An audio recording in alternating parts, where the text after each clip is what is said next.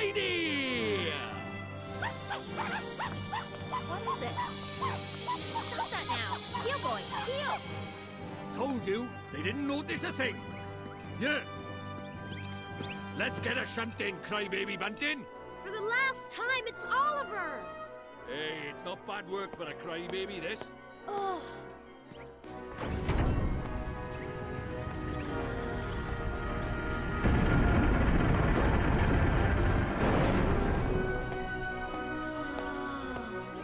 And we're off to another world!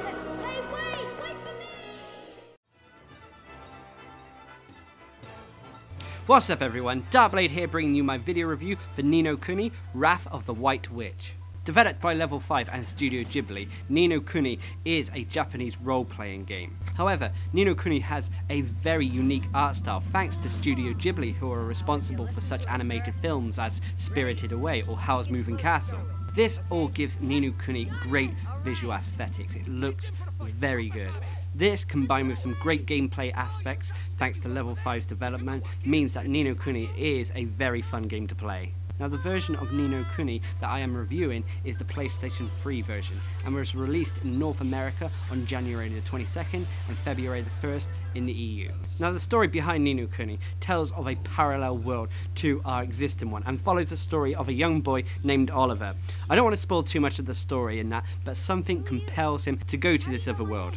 This other world needs help, and Oliver is the one to provide it. Oliver is actually talked into going to the other world by this character called Drippy, High Lord of the Fairies. The other world is actually in danger. It's under the rule of a tyrannical being, and Drippy sees in Oliver a potential that could free the other world. After some persuasion, Oliver decides to help out the other world. Now, Oliver is also gifted with the fact that he can use magic, and when he arrives in the other world, he begins his training to become a wizard. This is pretty much where the story of Ni No Kuni takes off.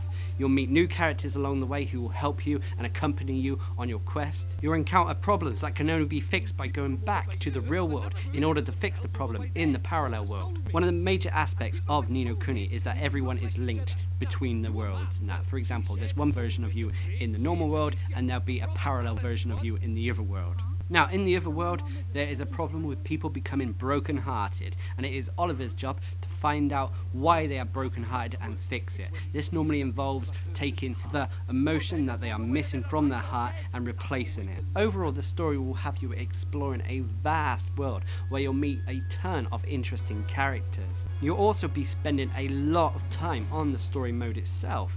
If you combine that with all the side quests and that, you can easily fetch up to 80 hours on the game. I mean, the story on its own might take about 40 hours, 30 if you're really rushing, but you don't want to rush on this game because you actually want to enjoy the story, you want to enjoy the gameplay and enjoy the visuals that Ni No Kuni have to offer. Now, as you can tell, I'm not going into too much detail about the story because I simply don't want to spoil any of the plot twists or the ending. Whilst overall I feel the story was good, I don't think it was the greatest out there. However, this didn't actually put me off or distract me from enjoying the overall experience that Ni No Kuni had to offer. Now, the gameplay side of Ni No Kuni was excellent in my opinion. I really enjoyed it. It was probably the best part about Ni No Kuni for me personally. Now, I am not normally a fan of JRPG games. I kind of fell out of love of the genre thanks to the most modern JRPGs we see today. But Ni No Kuni combines games like Pokemon with games like Persona that create a very unique experience, and I thoroughly enjoyed it. Now, I feel you can split the gameplay in Ni No Kuni into 4 sections.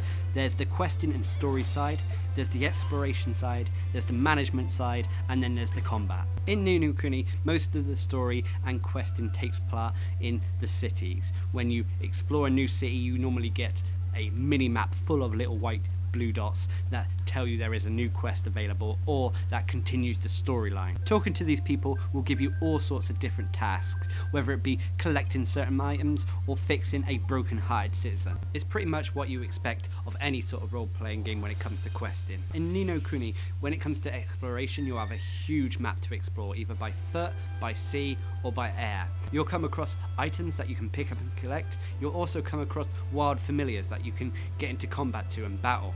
These familiars are no longer random encounters. You actually see them on the map and you'll have to manually run into them to enable combat with them. Now the management side of Ni No Kuni normally revolves around the familiars.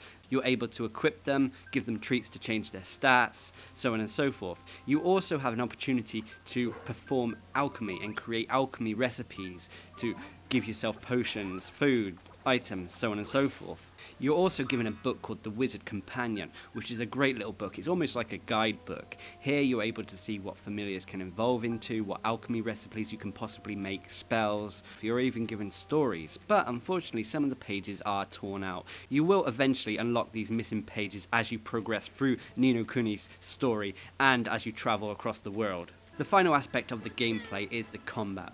Combat is fought using familiars, which are very similar to, well, Pokemon. These warriors of the heart will do the majority of your fighting, although you can still participate in the battles as Oliver, Esther and Swain, but it's not always advisable. During combat you give commands to either the familiars or to your characters, depending who you're using in the actual fights. The idea of familiars is instantly recognizable to anyone who's played the Pokemon series before. Basically, you have a familiar, you train and level them up, you can capture wild ones that join your team.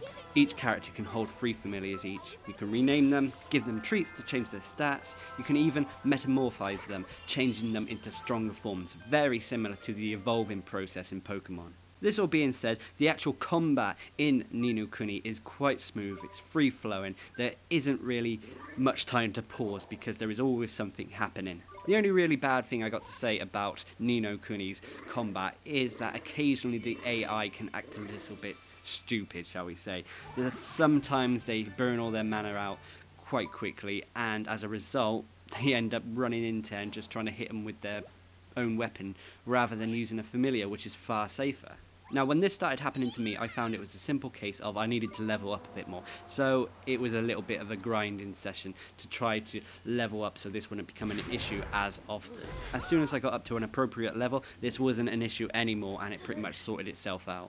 I know grinding isn't really exactly the most entertaining of processes, but unfortunately in role-playing games these days it seems to be, shall we say, a part that we're not going to get rid of anytime soon. One thing to be aware of is that Ni No Kuni is actually quite difficult in some places. Now I've already talked about the visual style of Ni No Kuni. It's bright, it's vibrant, colourful, it's cel shaded, which some people don't like, but to be honest it lends itself to this game very well. It makes it look like an anime. The sound and voice acting in this game is fabulous. Even the localization, turning it from Japanese to English, has been done very well. Although some voice actors are obviously better than others, it doesn't actually matter because at the end of the day the actual complete sound package is very well done. Credit goes to some of the actors, especially the guy who plays Drippy. His wisecracking Welsh accent really makes the character memorable. Now remember that this is a very long game, so unfortunately not every single piece of dialogue is voice acted, so you will have to do some reading, so be aware of that, especially if you don't like reading that often.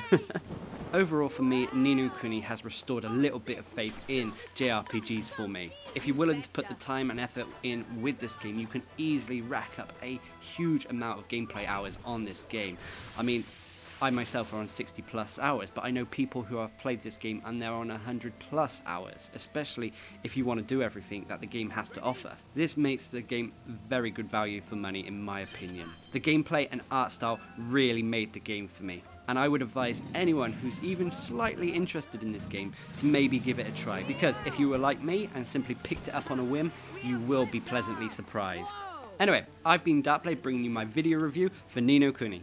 I'm sure the ending will be engaging.